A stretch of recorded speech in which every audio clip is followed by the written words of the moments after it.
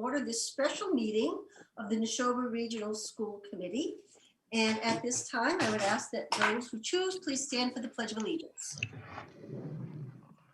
I pledge allegiance to the flag of the United United States of America and to the republic for which it stands, one nation, under God, indivisible, indivisible, with with liberty liberty and justice for all. Thank you. Okay, we'll move right along to new business. Brooke? Sure, thank you. So in essence, I sent around a copy of the latest MSBA enrollment numbers.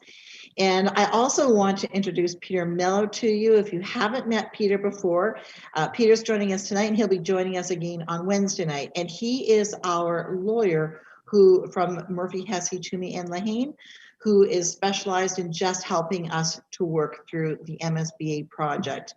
And what's nice is, of course, like, you know, as I walk away and your new superintendent comes in, he will be your constant throughout the whole process. So we're really thrilled to have him join us tonight. And he of course is always going to be there to answer questions that you might have, that your superintendent might not have access to. He's got much more seasoning, of course, with this kind of thing than a superintendent would have. So it's just really nice to have him online tonight. And Peter, I have to thank you for the number of phone calls I've made to you in the last 2 years. So thank you for that too, because you've always been a source of strength and support, and just so appreciative of everything that you bring to the table. So it's nice to have you join us tonight for this part of the meeting. So I just want to speak just quickly to this, and then I'll turn it over, and Peter may have a comment or two to make too. So in essence, when a superintendent writes the statement of interest, you know, at the beginning of the process, you put in what you think might be a generic number of how many students might be attending the high school in years moving forward. But you don't really, like, you don't have any algorithms that you run it through. You don't have, other than just your data points that you can take a look at. And you can try to project based on, you know, census numbers and that kind of thing, but there isn't a real science to it, unlike MSBA, who has a science to it. So, you know, I put my numbers in. It was over 1,000 students is what I was hoping to project, you know, for NRHS in future years. And I had looked around at the communities. I knew the type of developments that were on the horizon, but of course, those are still out there, and you know, some of them, you know, we can see are closer than others are, and I think MSBA really is looking to say, well, what's actually permitted? We're not. This is not a what if type scenario. We have to be really conservative here and concrete. And so we got a number in a couple of weeks ago, and it was in the 800 range, and I thought that was too low, and so we called for an extra meeting. And then I know that a couple of you sat in on that, so certainly feel free to speak to it if you feel that I've missed anything here.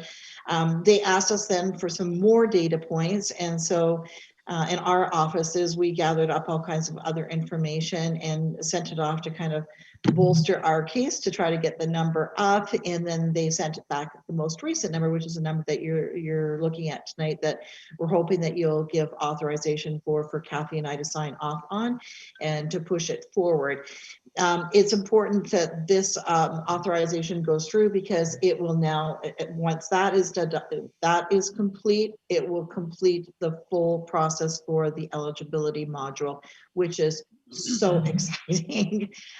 It's just been 3 years of a lot of work, and to see it come through to fruition like this is just unbelievable.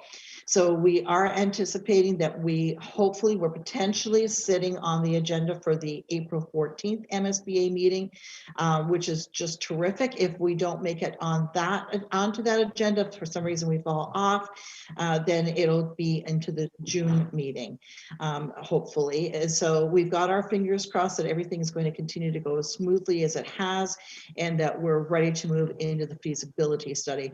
That will be a real shift for our school building committee. It'll be a shift for you. And certainly your new superintendent, you know, will be able to take the reins and run with this next phase. Everything is lined up for it. It's very, very exciting. So it's kind of nice to see this part come to closure now and ready to take next steps to the fruition of this process and this project happening. So we come to you tonight. I sent the letter to you and a copy of the certification, the enrollment certification that they're looking for Kathy and I to sign and get back right away. So with that, Peter, I'm not sure if you've got a comment or two that you'd like to add in here, and then if you've got questions, we'll take questions. Oh, well, thank you, Brooke. No, I think you summarized it really well. Obviously, as you mentioned, this is one of the required steps necessary to proceed past the eligibility period. And it sort of sets a baseline of sorts from which project budget and size are determined. And the agreement that's included in the meeting materials is consistent with, yeah, I noticed online pretty readily an agreement that Nauset Light signed with MSBA a couple of years ago was virtually or entirely verbatim. So it's pretty straightforward. This is part of the standard eligibility phase process, and is required to move us into the next phase. Great, thanks, Peter. So with that, Kathy, I don't know if somebody wants to make a motion and a second, and we can take some questions, however you see fit. I think that's the way to go. Joseph, would you make the motion, please? Thank you, Madam Chairman. I move to accept the Massachusetts School Building Authority and Neshoba Regional School District Neshoba Regional High School Design Enrollment Certification, authorize the Neshoba Regional School Committee Chairperson and Superintendent to execute same. Second. Steve Rubenstein seconded. Are there any questions for either Brooke or Peter? Joseph? Yeah, I was wondering if the council could just enlighten us as to what other school building projects he's worked on in his time working with the MSBA. Well, I've been involved in a few cases, litigation. I have been involved in a pretty lengthy litigation that was spawned from an accelerator repair project. I'm familiar with the MSBA's process from a couple of other. I mean, I've been representing municipalities and school districts for approximately 15 years. So I couldn't identify every instance in which I've been involved with the MSBA, but I know the lawyers over there deal with them, pretty routinely and have for years.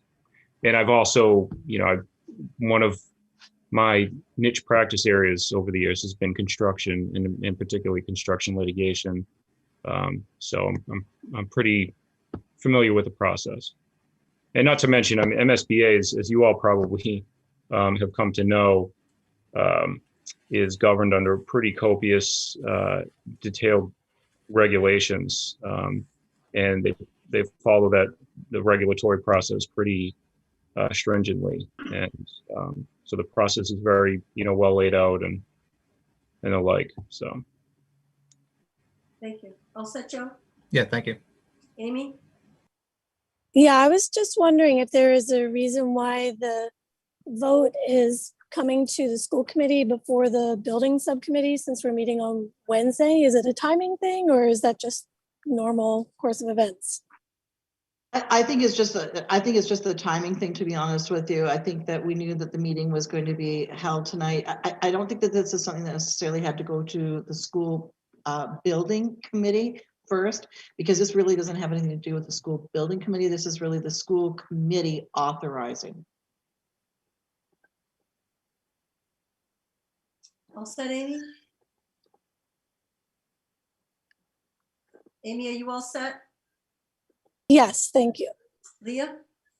Just very quickly, at our last school building committee meeting, I think that somebody made mention of the fact that if major construction projects were to be permitted within this next module, that they would be able to take that into consideration. If they built a 300 unit housing project in Bolton next year, that they could maybe finagle changes. Is that right?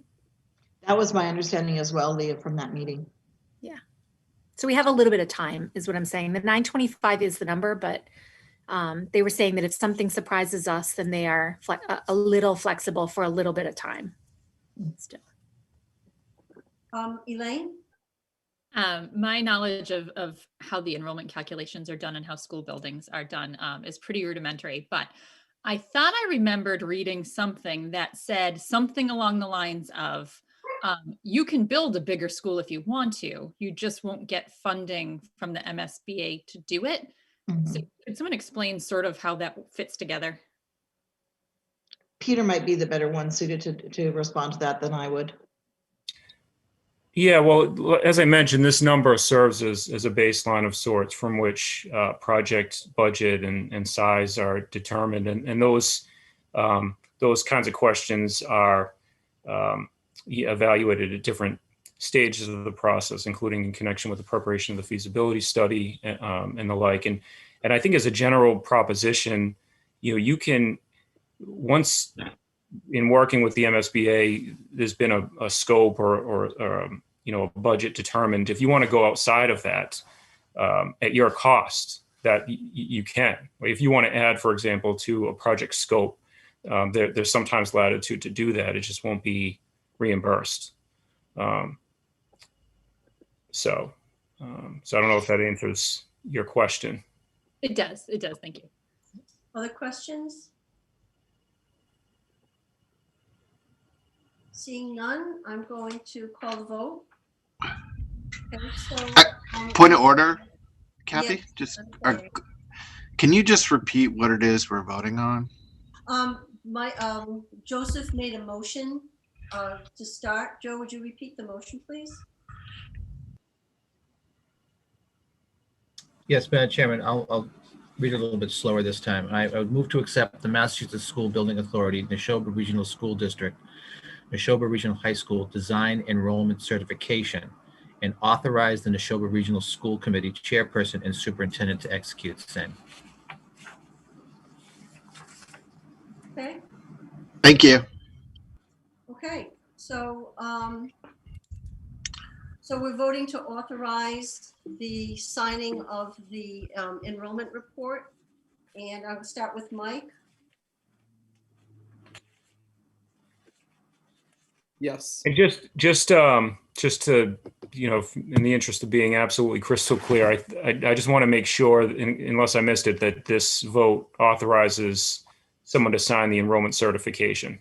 That's Yes, right. I think that's what the motion reads, yes. Okay. Thank you. Perfect. Mary, Yes. Sharon, Yes. Steve, Yes. Elaine, Yes. Leah, Yes. Joseph, Yes. Rich, I'm just going to say it a little slower. Yes. Brett, Yes. Amy, Yes. and me, yes. Okay, passed unanimously. Brooke, again, thank you and your team for the incredible amount of work that you've put into this and for getting us to this point. It is mind-boggling, especially in light of all the other things we've been dealing with. So thank you so much. And for Todd and Anne Marie and Pat and everybody who's contributed. It's just such a great team. This is just an amazing team.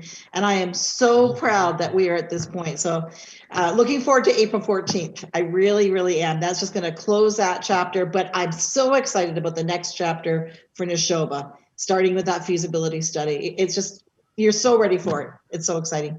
Thank you, everyone. Have a great evening. Thank you. And thank you, Peter. We'll talk Thank to you you. soon. Thank you, Peter. Nice to see you. Thanks. So the next agenda item is some unfinished business. Approval of the superintendent search committee composition, approval of the superintendent search committee application, and approval of the superintendent search application letter. So I'm going to turn this over to Mary. Okay, thank you, Kathy. And the Personnel Subcommittee met today at 4 o'clock. And as we all know, that subcommittee is comprised of Kathy Cody and I. And we took the work that we did as a committee last Wednesday in our long process of deliberation that started from Brett's recommendation that we think about criteria and especially in regard to parents and the process. And Kathy had said that she would make the process unconvoluted, and I believe she did. And Fingers crossed. so we have recommendations. We voted on these three, the three documents that we're going to be looking at.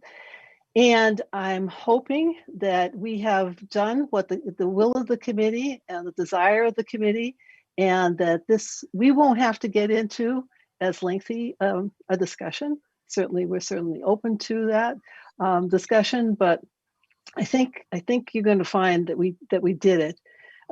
So, Kathy, are you going to put up the documents? And Do you want to do the motions first and go from there, or no? all right, well, Kathy's the secretary, so you're going to make the motions, Okay. correct? I didn't know I was the I do the minutes. I guess I am the secretary. I think there was unanimous vote back in the early days here. Okay. So we're going to start by, I'm going to share the screen and put up the,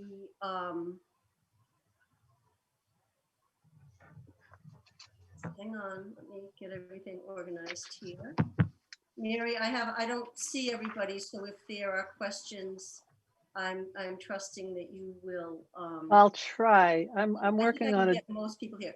Okay, so my motion is that I move that the school committee accept the recommendation of the Personnel Subcommittee regarding the composition of the Superintendent Search Screening Committee as follows: 1 elementary, 1 middle school, and 1 high school teacher, 1 central office administrator, 1 principal, 1 elementary, 1 middle school, and 1 high school parent, 1 parent of a student receiving special education services, 1 parent with experience that would contribute to the screening committee's ability to recognize a candidate's demonstrated ability in promoting diversity, equity, and inclusion, 1 town administrator, and 4 school committee members. Is there a second? Second. Is that Elaine? Okay. Yep. Okay. So Mary, you can. So this, at this point, we would entertain questions about this. As you can see, we took the ideas that the committee brought forward, and especially in regard to our parent members. And although the committee is large, it'll be either 14 or 15 and likely 15 people. We will all endeavor, I'm sure, I'm speaking for everyone who could possibly be on this committee, and Dorothy Presser, the MASC representative, will also help us. But we'll be talking a little bit more about the time commitment here. And Dorothy has told us that meetings can last a long time. So here's where the number comes in. The more people you have, the more people who might like to voice opinions, etc., and the longer meetings will take. But in the view, in the desire for inclusivity, I know that we went with the larger number, and we'll just, when it comes to the time of the screening committee, do our very best to help each other stay as focused as possible. So with that, questions. So Steve has a question, Kathy, or I can just call on you, I guess. That's right. You're the chair of the. All right, go, Steve. You're the chair. Okay, looking at these 5 buckets, we're going to pull one person from each of these buckets. Yes. Theoretically, all 5 of those people could come from one of the 3 towns. Theoretically. And that's, yeah. So I just want people to understand that's entirely a possibility. Or 2 of the towns, or, one town might be shut out. It depends on who applies and who gets picked out of the bucket.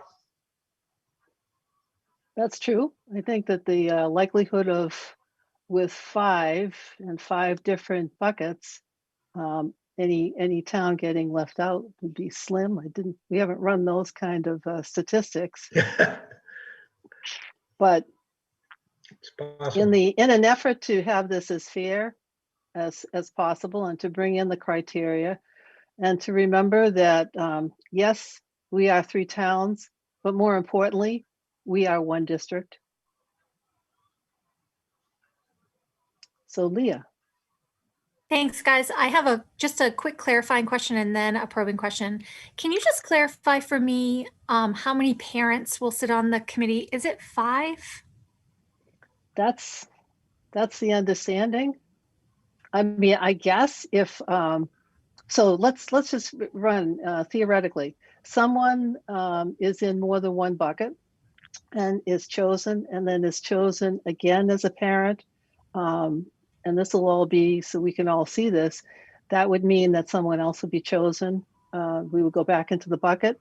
So what we're trying to do here is something that Dorothy Presser had stressed, that we have equal number of educators and non-educators, educators and parents, and we have that. And so that's really, really important. In fact, we've got a 5 by 5 by 5, which has a little bit of, squareness to it, almost. And so just another quick clarifier, Mary, it's going to be lottery once we get people into these different buckets, it will be lottery, but do we put people in multiple buckets? Is that what you're saying? Yes. Okay. So if someone has,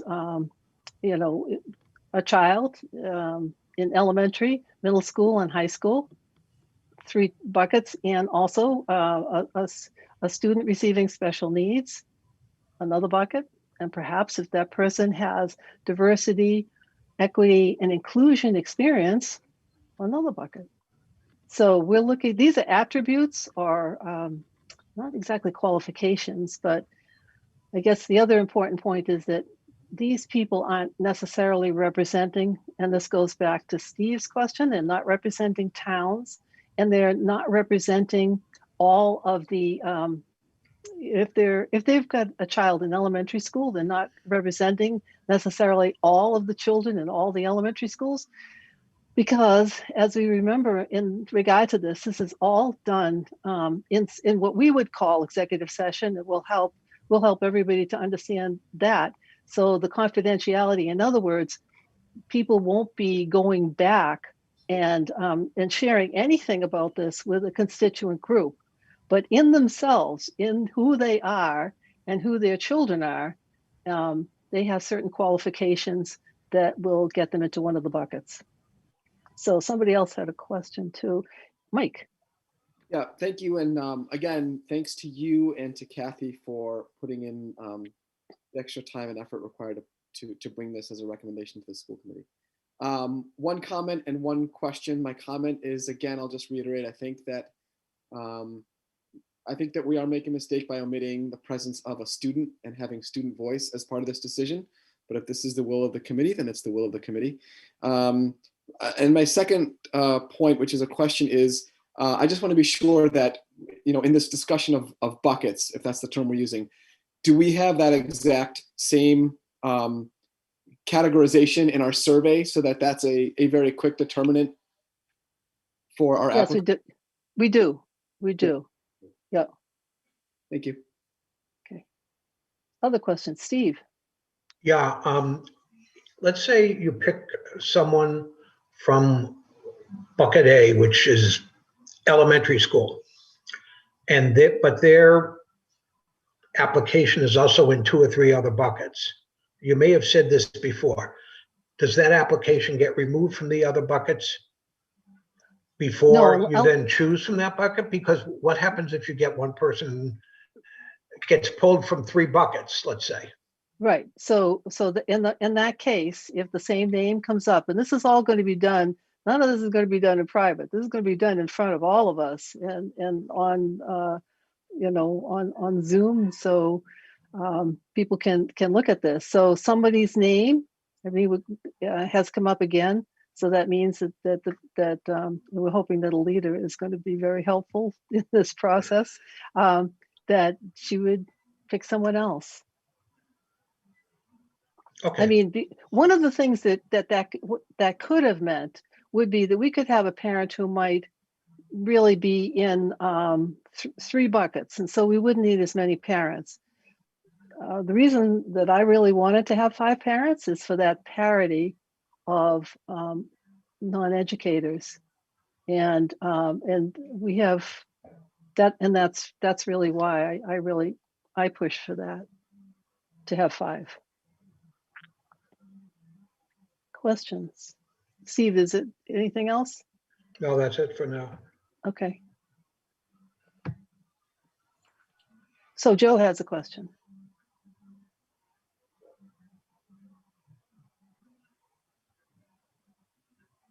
Joe, You you're muted. I Joe, know you're that. muted. I know that. I'm trying to get the mute off. Going back to the application, I'm still a little bit uncertain as to some of the questions that are being asked on the application. In particular, question 8, where it says to explain your interest in joining the screening committee. What relevance does that have if this is going to be a lottery? Why do we? Who's are you? I mean, if it's a lottery, is somebody going to be vetting these applications and removing applications that they don't deem to be appropriate for this particular committee? If it's purely by chance, what difference does it make what their interest is? They're showing an interest. I put my name in the lottery. I want to be on the screening committee. So I think that would be good point. Good point. However, some of that information, as the people get chosen, starts to give an indicator to Dorothy Presser, and then perhaps later on to membership in of the screening committee. But that is a good point, Joe. But what we were doing right now is all these are interrelated, but we were just, the motion is just for this, correct, Kathy? It's for composition, and we have another motion coming up about the application. So we might decide to change the application. So Joe, would that be okay? That's fine with me. That's fine with me. Okay. If this is just composition, that's fine with me. Thank you. Okay, all right. No more hands. Oh, Leah, yes. Just really quick, I wanted to say that if people are concerned about the balance being tipped toward one community over another, that you do have a slot for school committee members that will represent each town. And so that will be at a minimum, providing balance across the 3 communities. True. Just as a reminder, yeah. Yes, and yes, that's a good point. So, yeah. Oh, Amy has her hand up. Yeah. I had a question, and forgive my ignorance about this, but is having a child who has special education needs the same as being a CPAC member? Is every parent who every parent who has a child participating in special education is a member of CPAC, but okay. One of the reasons we put it, and I can't, initials are so in these days, and so Kathy has POSRES, so that also to make the point that people are not representing the way as I explained before, not representing a group, however, having knowledge of and understanding of what special education is about. So we were looking, the committee wanted it, and we're looking for that kind of, those attributes. Okay, thank you. And I want to thank both of you for capturing so well what came out of our meeting, our last meeting, and coming up with a process that I think it's going to work well. So good. Thanks for some ideas that that came from everybody, just general ideas, not discussed ahead of time, but thank you. You're welcome. All right. I hear people talking, but it's none of you and no one's hands are raised. So I think we're ready, Kathy. Okay, so the motion is to accept the recommendation of the Personnel Subcommittee regarding the composition of the Superintendent Search Screening Committee as follows: 1 elementary, 1 middle school, and 1 high school teacher, 1 central office administrator, 1 principal, 1 elementary, 1 middle, and 1 high school parent, 1 parent of a student receiving special education services, 1 parent with experience that would contribute to the screening committee's ability to recognize a candidate's demonstrated ability in promoting diversity, equity, and inclusion, 1 town administrator, and 4 school committee members. That was the motion. And I will go through the roll and take the votes. So let me see. Let's start with Leah. Yes. Elaine. Yes, and thank you for your hard work on this. Steve.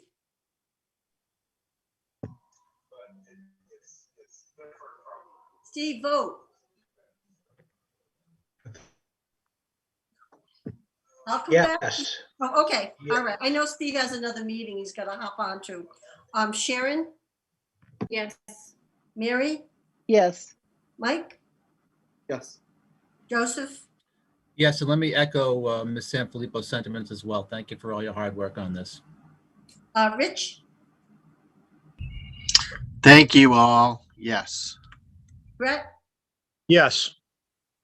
Brett, we're going to name this model after you. It's the Brett Collins Screening Committee Selection Model. So that'll be part of the record. Amy? Yes.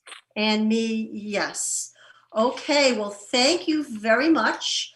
At this point, I would like to move to if there are no objections, move to the revised letter. And I'm going to make the motion 2. I move that the school committee accept the recommendation of the Personnel Subcommittee regarding the letter to Neshoba Regional School District families relative to applying to the screening committee. Second? Sharon seconded? Okay. I sent this out ahead of time, but just to review, it's different than the other one. And as it occurred to me, I was really working off the 2016 model, and it was clear that we needed to do some upgrading. So the first paragraph goes through the first step of the process. It contains a link to the online survey in case folks haven't had an opportunity to complete it yet. And I know Mary sent out a reminder to the school committee to participate, and I hope you will.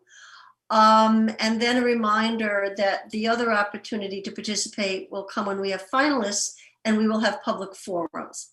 So the next step is to organize the screening committee, and Dorothy Presser from MASC is our search consultant and will facilitate all screening committee meetings.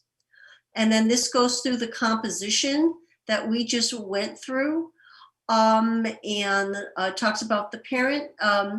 The Personnel Subcommittee will invite town administrators to participate and to decide among themselves which one of them will serve on the screening committee.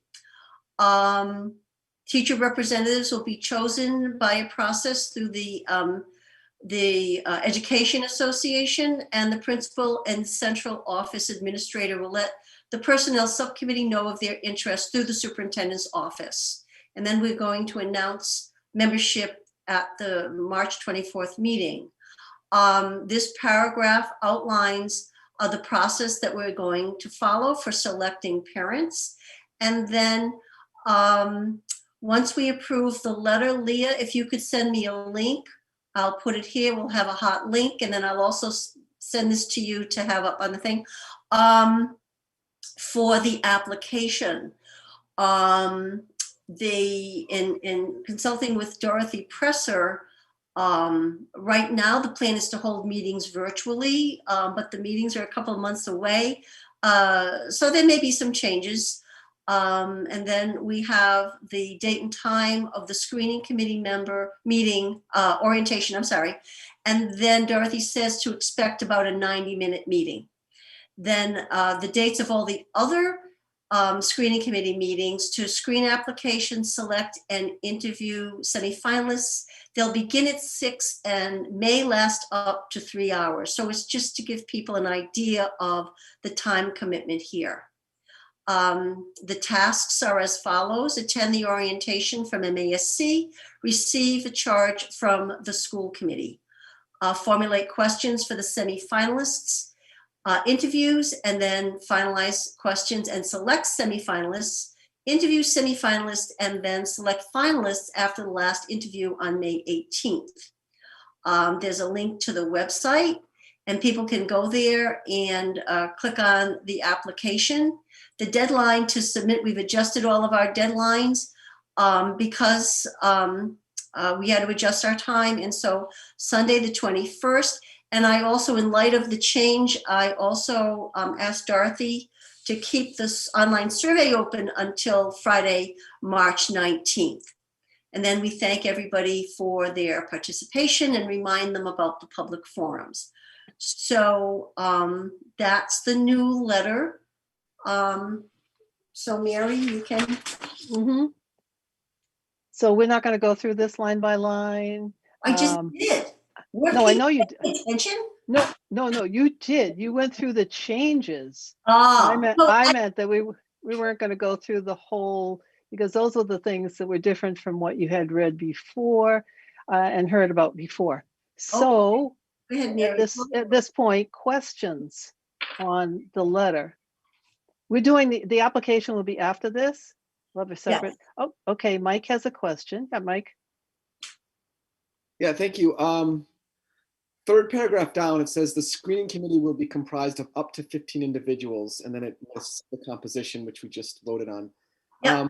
I guess I have mild concern with up to. There's a little bit of ambiguity there, and I'm wondering if the up to is contingent on sufficient numbers of applicants, and if that's the case, maybe we should amend it to say, assuming sufficient number of applicants, the screening committee will be comprised of 15 individuals. That's a good suggestion, don't you think, Kathy? That's something that I think it's a terrible idea. That's why I'm writing it down. Assuming, what did you say, Mike? Sufficient?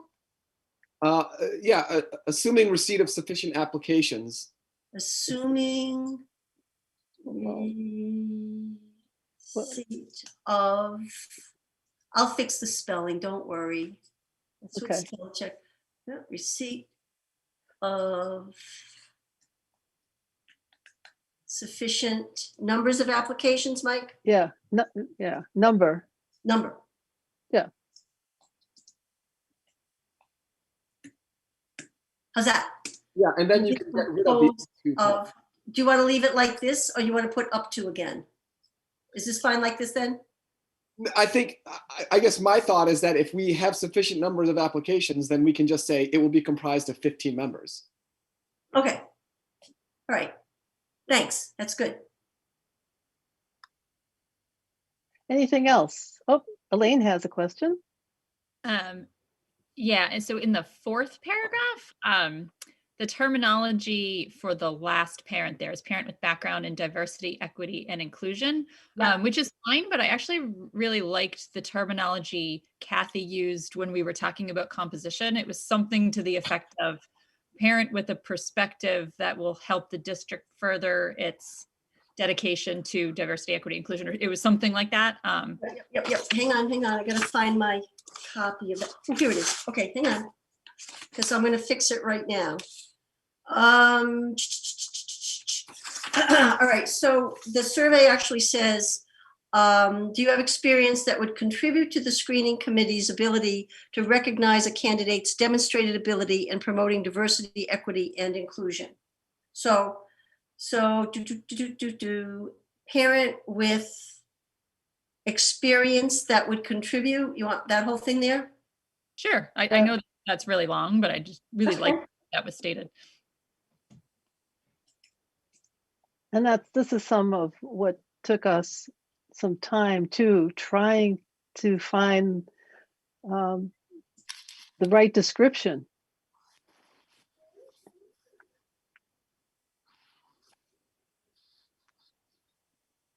So this will bring the letter in concert with the application too. So that's a good thing.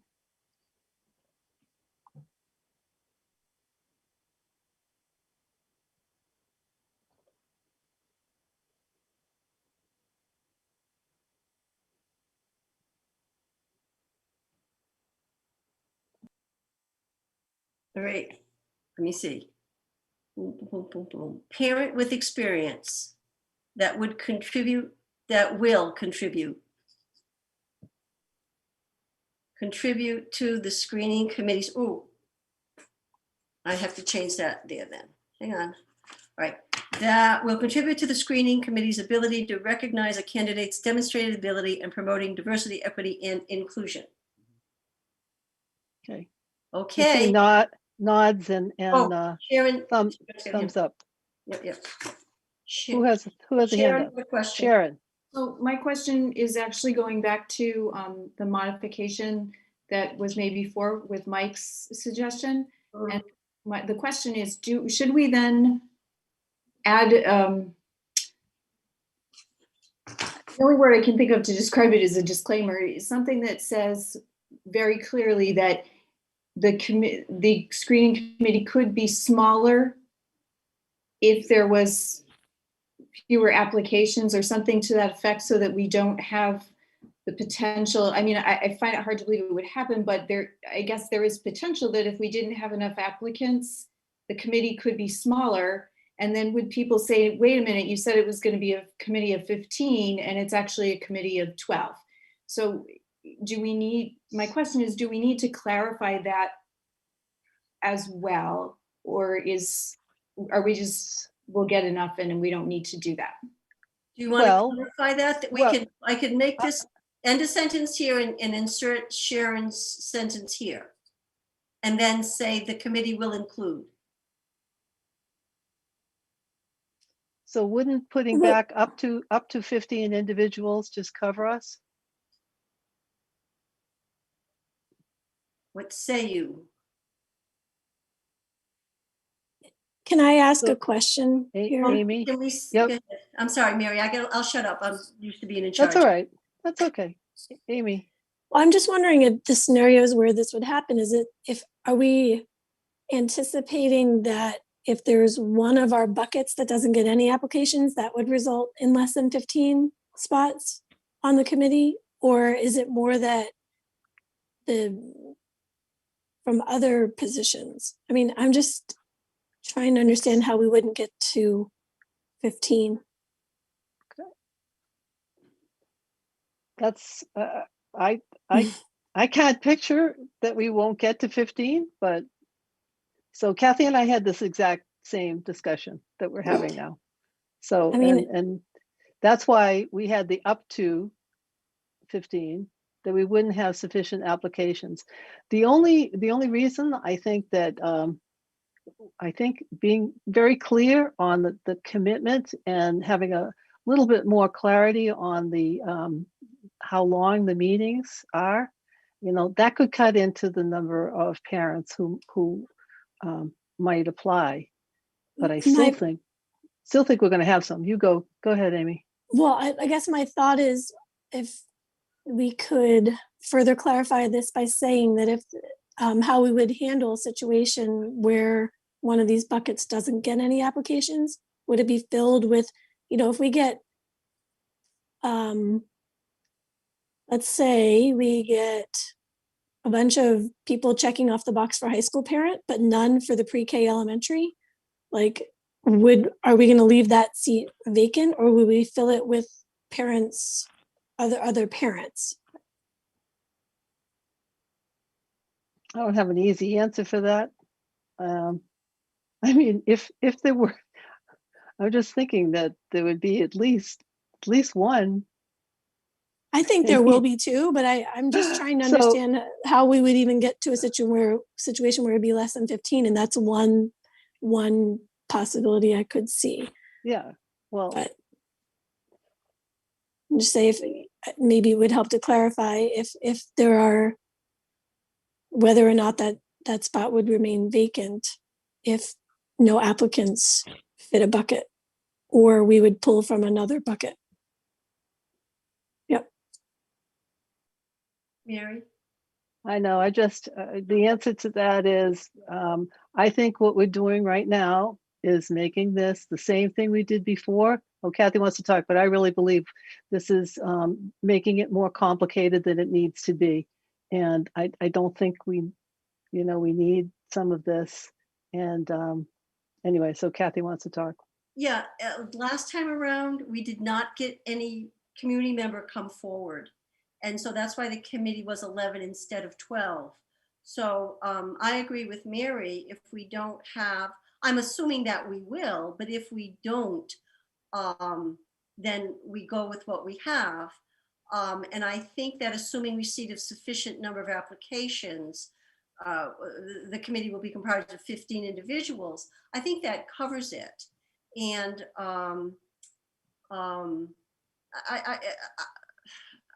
again, I think that I'm concerned about making it more complicated than it needs to be.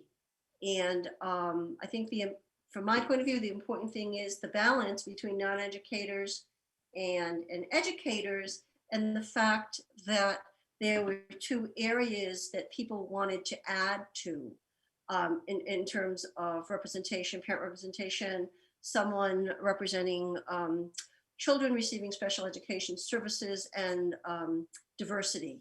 And that has been addressed. And so. Oh, Amy gave a thumbs up. Okay. Any other edits on the letter? So Joseph?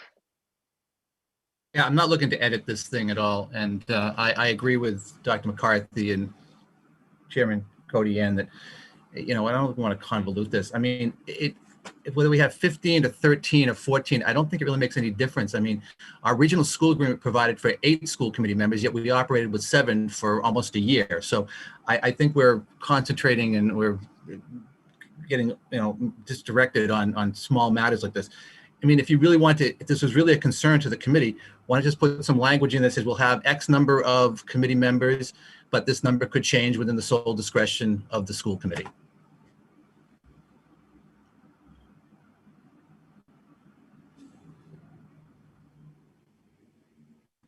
Well. Do you see Sharon, Mary? Oh, Sharon, I didn't. No, Sharon. I apologize for adding in complication. I wasn't trying to add in any complication to it. I was just trying to make sure that we had our bases covered, that, somebody couldn't come back and say, well, wait a minute, there's a discrepancy here. It sounds like that's all covered anyway. And I can't imagine, as you said, that we would not have enough applications. So I think it's a non-issue. I apologize for bringing it up.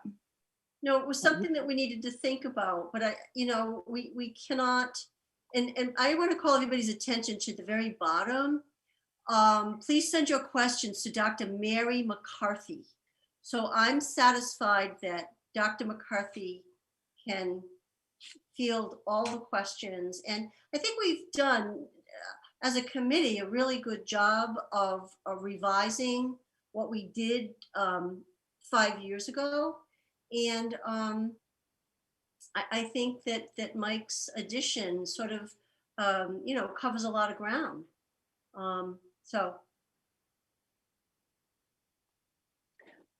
So I agree, and I think Sharon, that by putting what Mike has in there, it's somewhat of a disclaimer right there, because it's saying that we do need to have enough applicants to be able to have 15.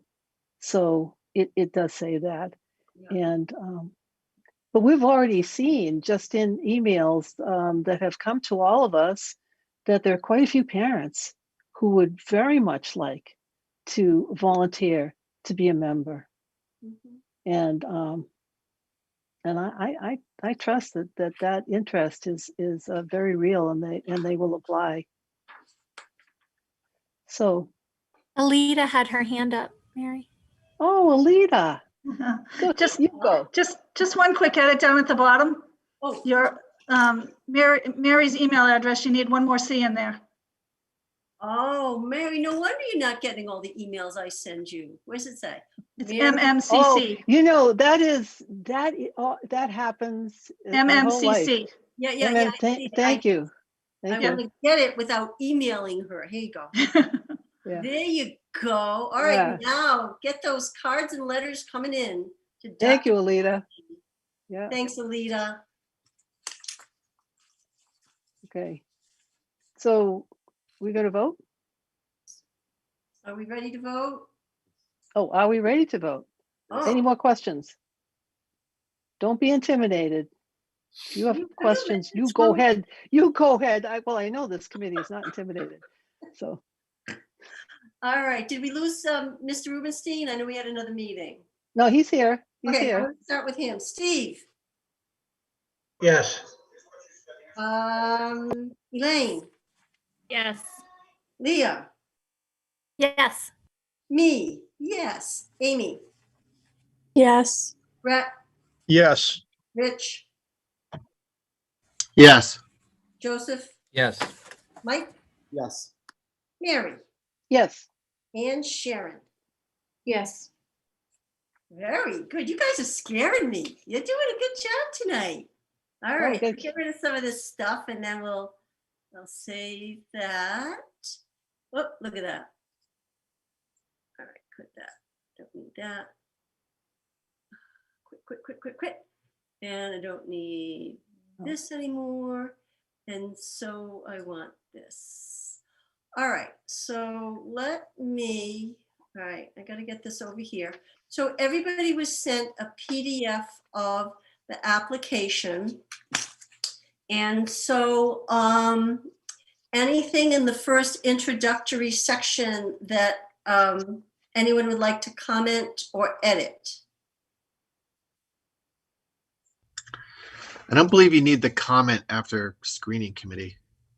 Viable candidates for the screening committee must be able to commit. All dates listed. True. That was a good one, Rich. Good catch. Surprised I beat Mr. Gleason, but I think I might be speaking too quickly.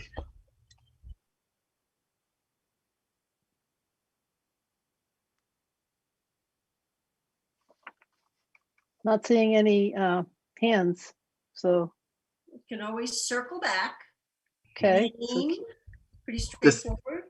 This might be a style thing, but if you scroll up to the top, in the last sentence of the first paragraph, it says, and commit to keep the proceedings completely confidential. You might want to say, and commit in keeping the proceedings completely confidential. you can- But that you might can be say- just, Yeah, it's just stylistic. You can just, Okay. Okay. I know you're wicked smart, Dr. McCarthy. No, I'm an English teacher.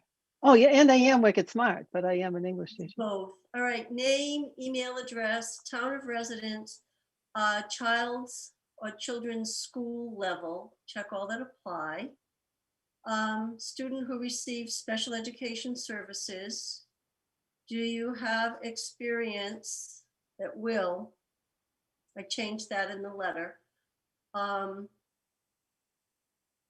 contribute to the screening committee's ability to recognize a candidate's demonstrated ability. Oh, wait a minute.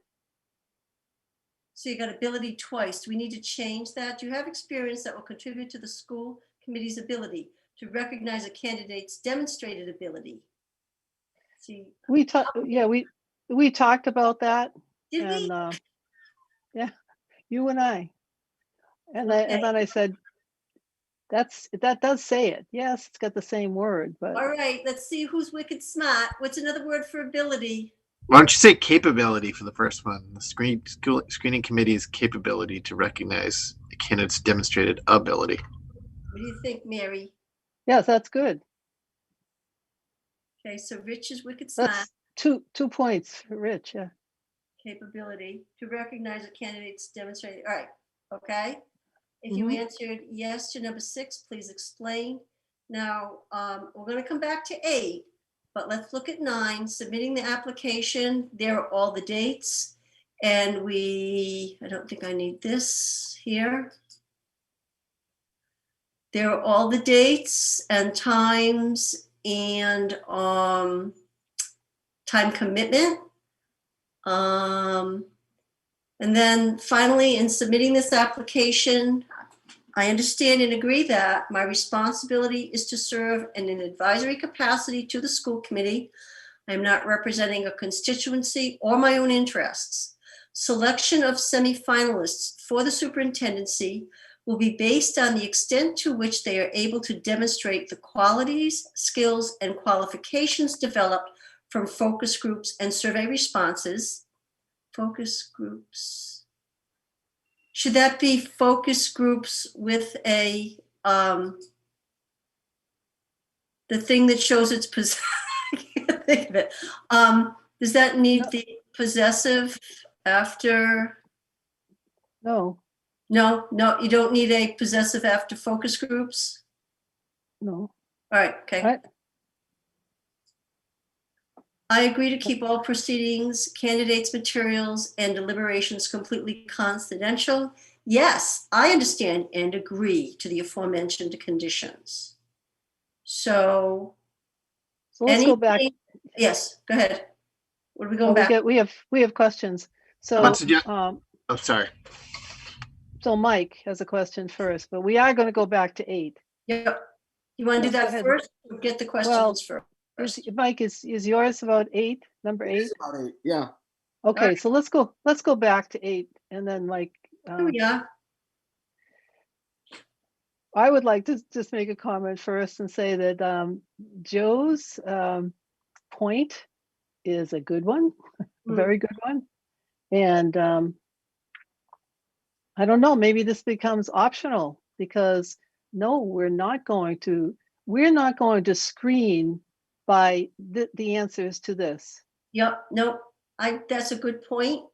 We're Can not. I quickly poll the committee to see if people Well, would? let's, Oh, I'm sorry. Go okay. ahead. Well, just let's hear what Mike was going to say and then go on to that. Yeah, so yeah, I agree. I think if we allow this, if we allow that kind of feedback to be used as a tool to screen, then we look back at it's going to introduce bias. Right now, all of these are sort of factual.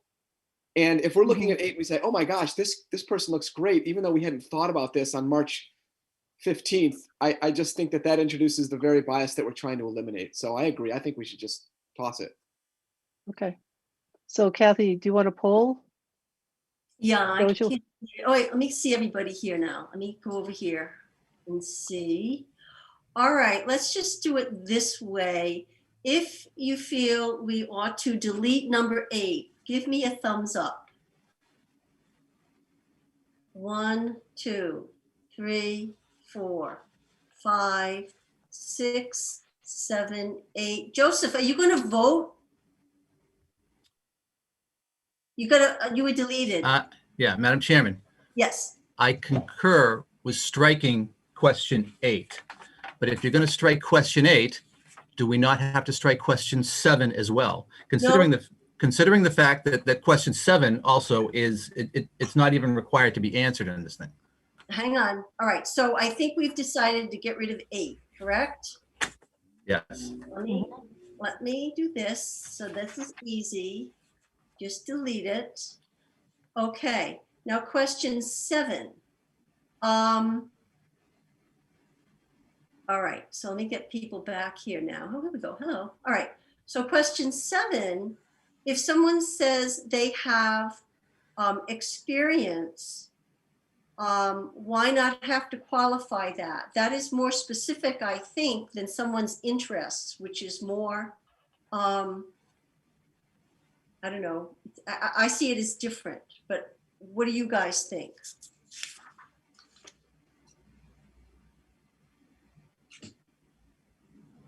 Amy? Amy has a question. Go ahead. Yep. I mean, I tend to agree with Joe that I don't, if this is a lottery and you're just putting names into a bucket, then we don't need further qualifications or clarification. But once people are chosen to be in this position, it might make sense to get this information from them so you can share with Dorothy Presser, which I think was the original intent for these types of questions. That's my 2 cents. Okay, Leah has her hand raised. I think I would agree, except that my how do I say this? My perception of my own experience might be inappropriate. And so I might say to you, well, I'm a high school social studies teacher and I teach a constitutional law class and I teach a political science. And I think that, you know, I have a lot of diversity mindsets. And so to me, that makes my experience qualified. But to the committee, it might not be enough. It's not really relevant experience. And therefore, that parent's name would go into one of the parent buckets, but it wouldn't go a second time into this DEI bucket. So you're not disqualifying the person altogether. They're a parent, so they have a child in the system, so they would go either in one of the other 4 buckets, so to speak. Yeah, but I do think we need to actually use some level of vetting for this particular question, but I would defer to Elaine's expertise here. I don't see Elaine. Elaine had to start her other meeting at 7 Oh. o'clock, so she'll be back. Okay. We'll still be here? Well, Mhm. no. Okay, so yeah. So I have another meeting too. So Rich and then Joe. Just really quickly, can't we just combine the questions and just say, what, if any, experience you have that will contribute to it, and just leave it as a long paragraph, and people can explain what they have and how it could add for it. Although I think that might be better than making it just. Yeah. Just really quickly, from a Google Form standpoint, it would actually be easier for you guys to pinpoint these, like sort it out in the spreadsheet if you have the 2 questions. I think that was the original thinking. So you're just, Leah, will you clarify what you just said? Yep. Oh, so, I see. Yeah, I see what you mean. You mean 6 and 7 is what you're talking about. Yeah, so like to have question 6, because people might type into the long paragraph, I actually don't have any diversity experience, but I'm really interested in this. And they might go off on a tangent and fill that box, and you are going to have to go through them manually and sort them. Whereas question 6 will allow you to sort the spreadsheet really easily. Yep. Okay. So Elaine's back and we don't know for how long. Joseph but, had his hand up before though. Okay, I know, but I just want to say to Elaine that we want to get to you and get your opinion on this. Joe? Perhaps it's a typo, but the way this application is prepared, it says you're required to answer question 6, but you're not required to answer question 7. So I choose to answer question 6 because I'm required to, but I choose not to answer question 7. Does that disqualify me at that point? If it's a lottery, what difference does it make what the answer is? If you have diversity and equity and inclusion experience, you go into that particular. I understand what you're saying. We need to vet it, but again, you're asking people to qualify their qualifications. Who's going to be doing that? And are people going to be automatically, or are they going to be removed from this particular selection group if it doesn't meet whoever is going to be vetting these applications? If it's a lottery, it's a lottery. It's pure chance. I understand that we're sort of relying upon the integrity and the veracity of those who fill out these applications, but I think the risk in that regard is minimal. And I don't understand, if we're doing a lottery, why are we asking for explanations? I put down something that's completely inappropriate, but it's a lottery. I'm putting my name in for appropriate chance. I don't understand the necessity of question 7.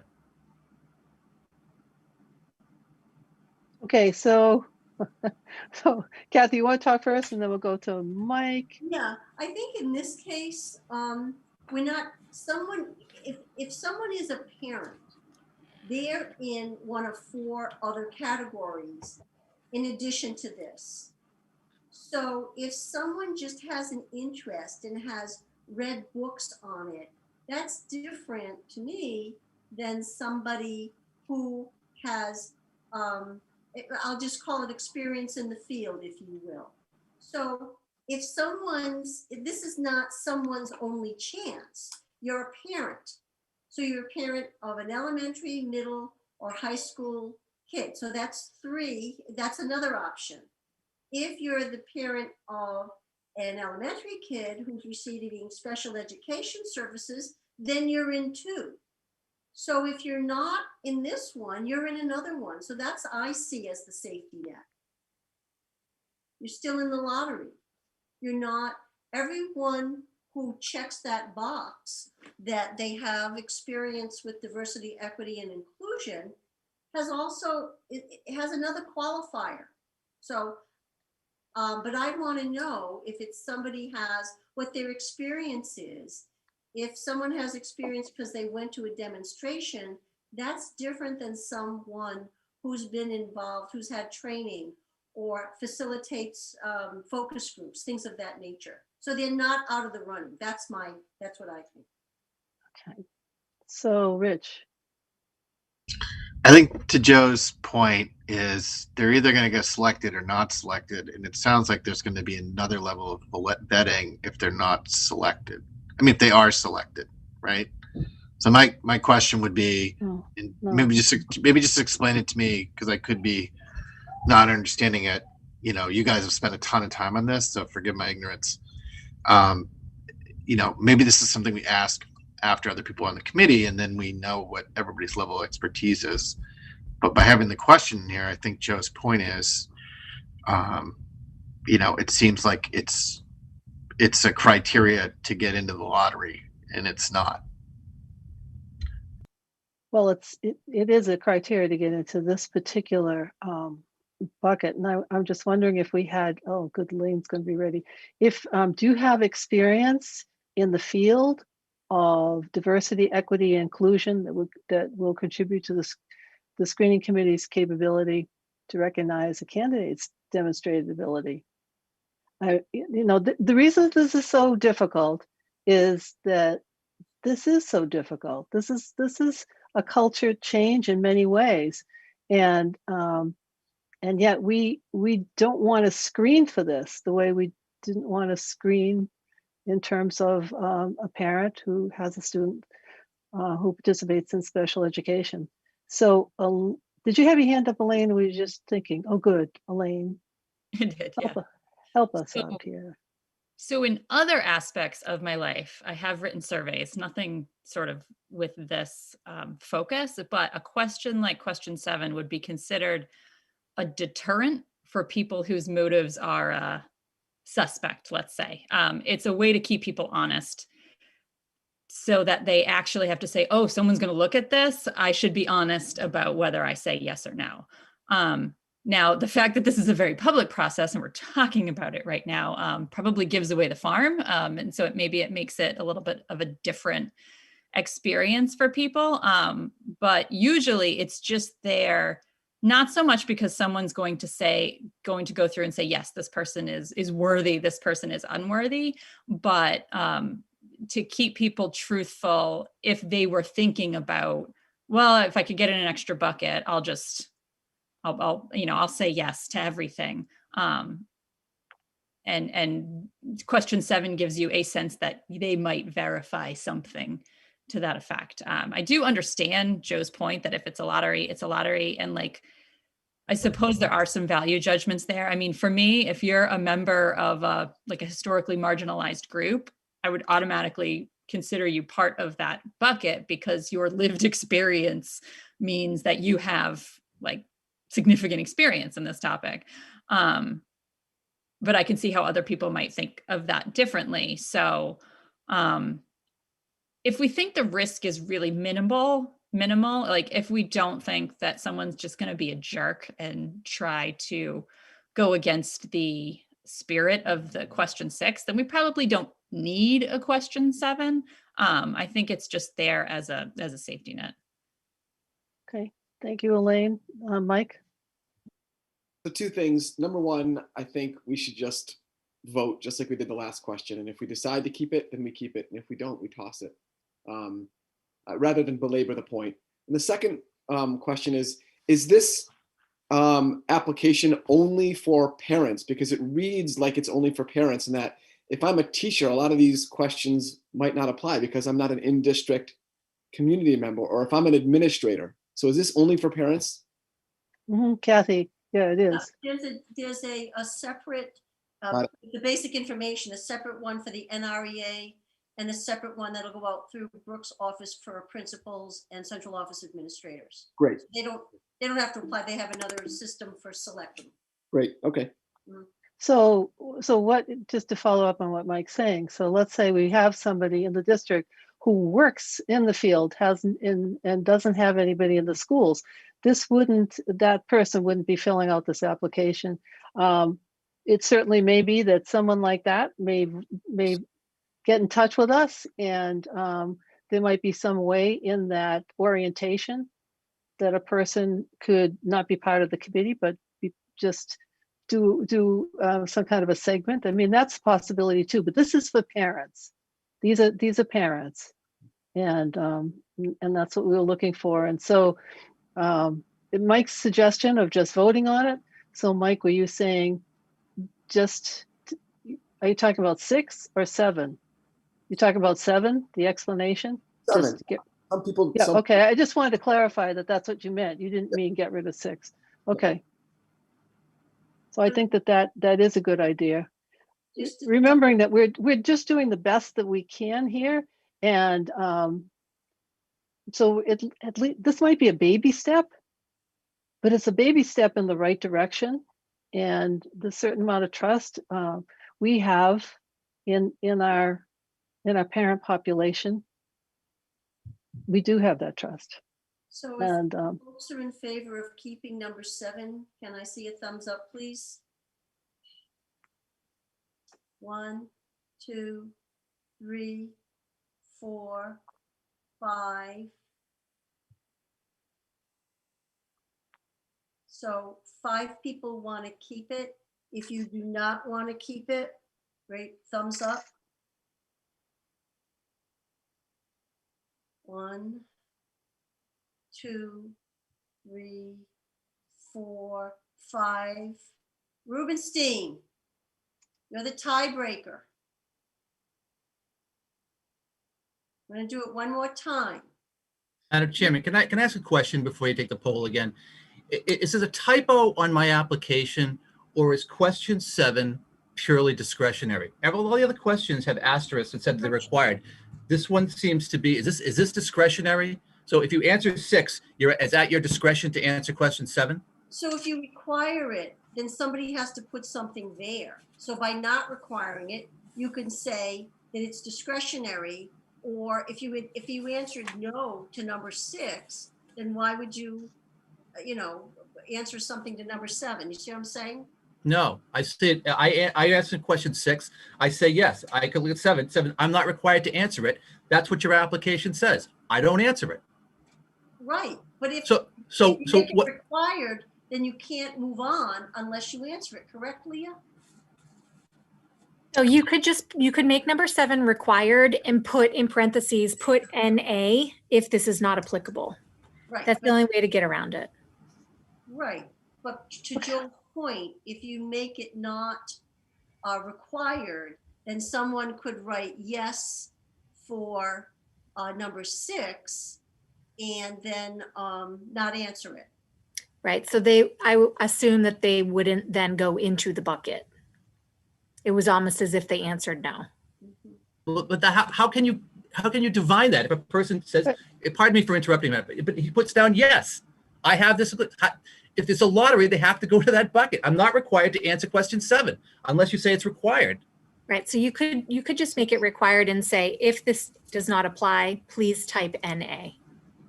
So who is going to be, deciding if something goes into a bucket or not? Now we are screening and introducing bias. I see this one person who has all kinds of experience and works in the field. And You know, that's the person that's going to go in there. That's not the way we're doing anything else in this. And that's why I don't think that we should have 7 anymore. I mean, let's keep this clean. And we're doing it again, you know. Anyway, we're doing what we did before again. Leah? Madam Chair, is it possible that we could just reword question 6 a tad so that people understand we qualified the word experience? That would, you know, do you have training and or experience working in the field of, right? And then you could just get rid of 7, and then it would eliminate the people's needing to imagine if they do have the experience. And I will just interject really quickly, guys, that the question about special ed, it's an incredibly concrete question. You either do or you do not have a child on an IEP. So parents know exactly if they are in that category. Question number 6, equally important, matters of diversity, equity, and inclusion. There seems to be, you know, I'm just going to advocate for this group right now that we need to make sure that this person is actually with this experience. It can't be left to chance. And the only way to concretely determine if this person is with the experience prior to them being put on the committee is to ask a qualifying question that will reap the right answers. So if we just tweak 6 a little bit, I would be fine with getting rid of 7. So what if we have, do you have training and or experience in the field of promoting diversity, equity, and inclusion that will contribute to the screening committee's capacity to recognize a candidate's demonstrated ability in these areas?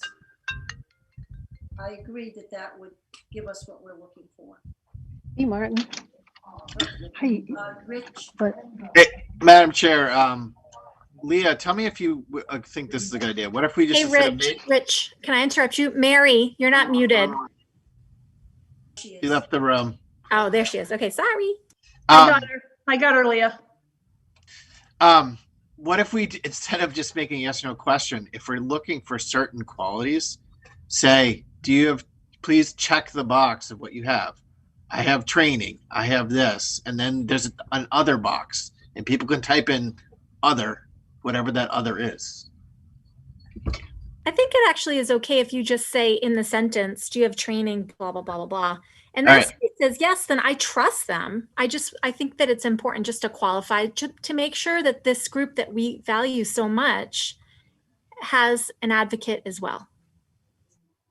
So what I hear people saying is that, or certain people, that they would be comfortable deleting question 7 if we change question 6 to read, do you have training and or experience in the field of diversity, equity, and inclusion that would contribute to the screening committee's capacity to recognize a candidate's demonstrated ability in promoting these things or something like that. I mean, I need a little more time, but that's the gist of it. And we could get rid of 7. So we do the thumbs up thing, get rid of 7 if we modify number 6. Yes, get rid of 7 if we modify number 6. 1, 2, 3, 4, 5, 6, 7, 8, 9. Okay, so we have 9. So we will delete number 7 and modify number 6. I just have one question regarding the modification of number 6. Mm-hmm. I want to make sure that however we word this captures what Elaine was getting at when she talked about the lived experience of you know, an underrepresented group or a minority, people of color, that kind of thing. So I you know, we're talking about training or experience, but you know, do we lived experience? No. Sure. I just want to make sure that we clarify that. All right, with issues related to diversity, equity, and inclusion that would contribute to the screening committee's ability to recognize a candidate's demonstrated ability in promoting diversity, equity, and inclusion. Do you have training and or experience with issues related to diversity, equity, and inclusion that would contribute to the screening committee's capacity to recognize a candidate's demonstrated ability in promoting diversity, equity, and inclusion? Does that capture it? Yes. Elaine's giving me a meh. No, I think that's fine. I think we're dancing a little bit around the elephant in the room. I might just say at the end, like BIPOC and LGBTQ residents encouraged to apply or something like that. What do you guys think about that? I would say parents, right? Because they have to be a parent. Yeah. Okay. Yeah. So do we say anything about BIPOC and LGBTQ? All right, so what do you want me to say?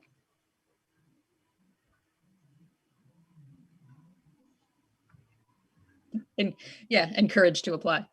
All right, so I've got to make sure I get those initials correct because I always screw them up. Sure, we can talk about it. I'm sure I'm forgetting something. Well, no, we got to do it. I got to finish it tonight and get it shipped out tomorrow. So BIPOC, Black, Indigenous, people of color, correct? Yep. BIPOC. And then LGBTQ.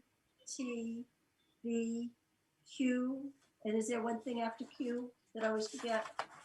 I think now, I'm not an expert on this. Right now, I think it's LGBTQIA. IA. Anyone? And the IA stands for, excuse my ignorance. The A is asexual and the I think is intersexual, or am I getting that wrong? If we, when in doubt, leave it out. I think we got things covered. No? Yes? Isn't there an LGBTQ plus? I don't know. That's pretty hip and happening to you, Rubenstein. Is that true? I've seen it. All right, I'm going to Google it after this meeting. I'll straighten it out. Whatever it is now, I'll put it in there. So we are eliminating 7 and changing 6, and we're adding BIPOC and LGBTQIA or plus whatever it is. Okay? Any other questions or comments about the survey? Joe? I apologize, Madam Chairman, but I do have to ask this question. Apology accepted. Thank Now you. go. I know. People are gonna be rolling their eyes with me. I know. Question 9. 12, yes. Question 9. I answer no. Is my application disqualified? If you answer no, yes, because you can't attend the meetings. So they understand that if a no answer on question 9 disqualifies their application. Yeah, So that they don't go into anything. correct. They go into a spiral of depression for being rejected. Probably should say that somewhere in here. I'll make a footnote. That's true. Okay, anything else? I just concur with Mr. Gleason. Just maybe put a parenthetical phrase at the end of that question that says, if you're answering no, you will be disqualified from the lottery, something like that. I think it goes without saying. I think it makes somebody recognize that those are the dates and I can't commit, you know? To the contrary, Madam Chairman, it doesn't. The document speaks for itself. There's nothing in here that disqualifies an individual because it's a lottery. People are filing this application to go into a lottery. There's nothing that disqualifies them from saying, I can't make all the meetings. I still have a chance at being on this committee. If that's not our intent, we need to spell that out clearly. Well, it's spelled out in the letter and it's spelled out in the introduction. What are the we state very clearly that one of the criteria of being considered is that you can make all the meetings. I would say people might find their way to the application without the letter. So you might just throw the parentheses in there. So just add it beside no, I am unable to commit to the meetings listed. And I understand that I am This therefore disqualifies me. disqualified. Okay. Yeah. Got it. Anything else? Kathy, did we make a motion and have it seconded on this? I We think I did, right? Yes. We did. Yes. So- So that was it's motion 3.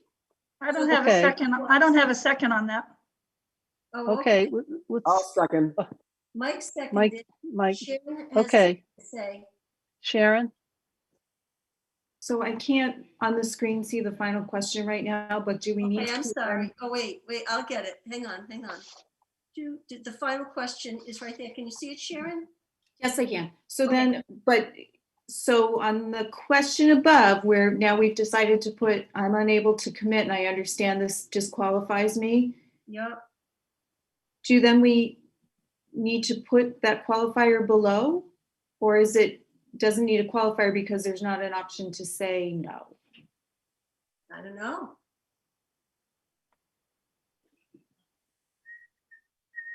What say you, oh wise ones? So if there's only a yes there, and that's permissible to do, why don't we just have a yes under 9? Well, you really want people to understand, I guess, but.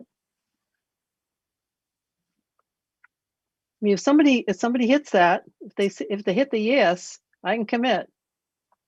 Why don't you know, say, change the no What? answer to no, I'm not able to commit, and therefore I will not be considered part of this lottery.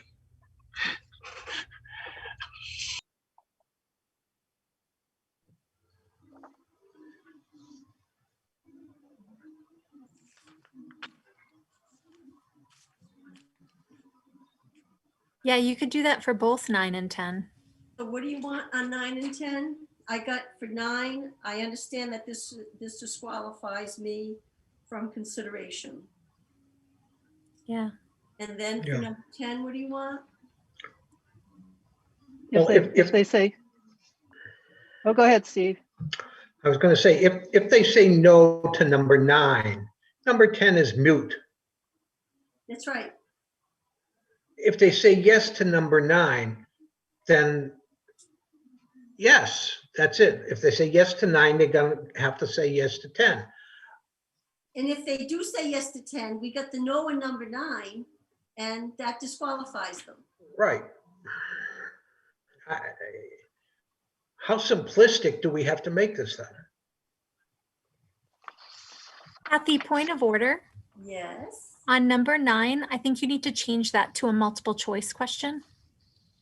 What do you mean? So scroll up just a little bit. Wait, I'm sorry. Hang on. Leah's right. You don't want to be able to check both boxes. Yeah. Right, Leah? Yeah, so number 9, click on it. Yep. And then up, yeah. Okay. You're like an expert on Google Forms now. Okay. Any other ones like that, Leah? So I think that 10 should probably also be multiple choice. Okay. But you only give them one choice so that, Yeah, I get it. why not? So that's not multiple choice. That's not. Is that multiple? Oh yeah, that should be multiple choice. Okay. You can still have another though. Choose add other if you on that one. Oh, you did it already. Okay. There. Okay. Oh, did you type in other or did you choose add other? No, that was there. I didn't. Yeah, change. it's an add other. You have to do the special education question, I think needs to be multiple choice. Okay. School. All right. Or the candidate's ability and the candidate's ability. The next one as well, number 6. All right. Okay. Okay, good. And then a nitpicky one on the very last question. Superintendency is lowercase. I believe that's a proper noun. And semifinalists should probably be capitalized too. But I'll defer to Dr. McCarthy on that. You really don't have to. It's a category. Semifinalist a category. Superintendency is a category. So it can be a common noun. It doesn't have to be a proper noun. But you know, if somebody capitalize it, then it could be stylistic and not the end of the world. But we don't have to. Thanks for learning me. It's okay. I have one last question. Amy. My apologies, but why do we need question 3 about town of residence? Just so that it's, I would say, just to keep track of representation, even though it's not a consideration, it'd be good to know. That's my opinion. Okay. I'm hoping we can move the question and vote. Can we move the question and vote? We have. Yes. I would like. I agree. Okay. So the motion is to accept the recommendation of the PSC regarding the online application for the screening committee as edited and amended. And we had a second. And so now we are going to vote. Sharon, Yes. Mary, Yes. Mike, Yes. Joseph, Yes. Rich, Yes. Brett, Yes. Amy, Yep. me, yes. Leah, Yes. Elaine, Yes. and Steve. Yes. Good job, you guys. Look at that. So next steps, Leah's going to send me a link. I'm going to make the edits tonight. These will go out tomorrow. People will be able to click on the live link. And at our next meeting, we will have the membership. And the other goal for next weekend is the district profile. Dorothy Presser will be joining us with survey results and a draft of the candidate profile. So, are we good? Would you like a motion to adjourn? Yes, thank you. So Second. moved. And who seconded it? Me, Mary. Mary seconded. All right, me, yes. Amy, Yep. Yes. Brett, Yes. Rich, For Joe's benefit? Yes. Very slowly. Joe, Yes. Mike, Yes. Mary, Yes. Sharon, Yes. Steve, Yes. Elaine, Yes. and Leah. Yes. Okay, thank you very much. I will see everyone next Wednesday at our regular meeting. Good work on this and appreciate all the thoughtful discourse and the ideas. So good night, Elaine. I'm going to finish my homework